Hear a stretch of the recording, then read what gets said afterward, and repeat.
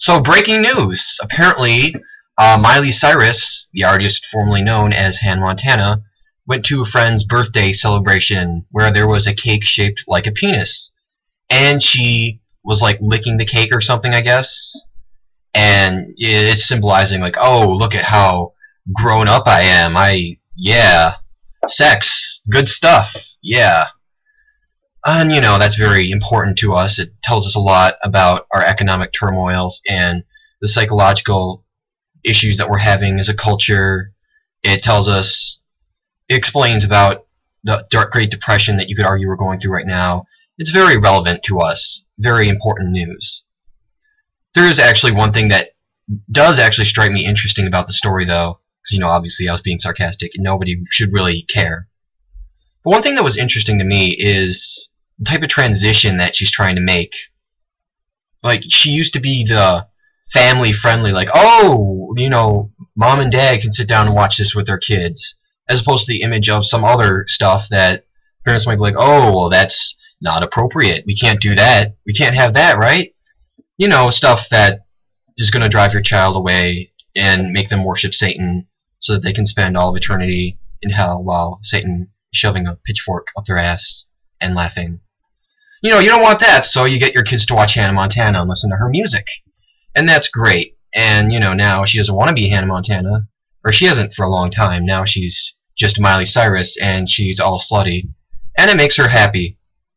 I think that sort of distinguishes the two types of artists, or even just celebrities that we have in our culture today. We got the one, which is like, family-friendly.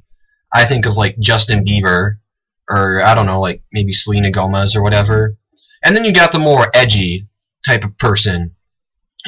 Stuff like Kesha, Katy Perry, like, oh yeah, sex, and yeah, sex is where it's at. And like Jay-Z, like, got all the weed, or whatever. I don't listen to Jay-Z, or any of them, really. I find both styles to be empty and meaningless. And so, yeah, in my mind, they both kind of suck. But I guess this sort of made me think about which one sucks more. Because on the one hand, the thing about the sex, it is sort of rebellious, because we live in a very sex-phobic, I guess, culture.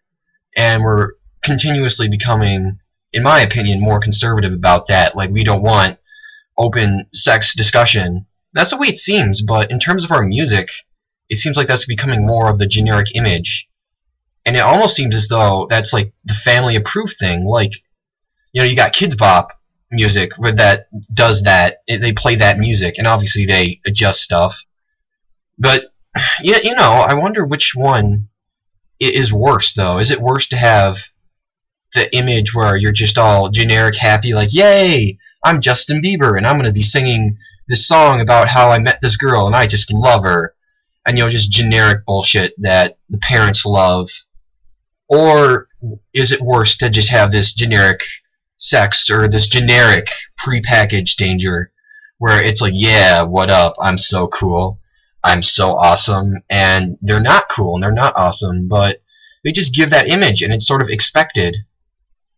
So on the one hand, it does reject this sort of family-safe notion, but in another way, it's just sort of following its own mainstream trend. It's not being rebellious anymore, it's just following its own thing.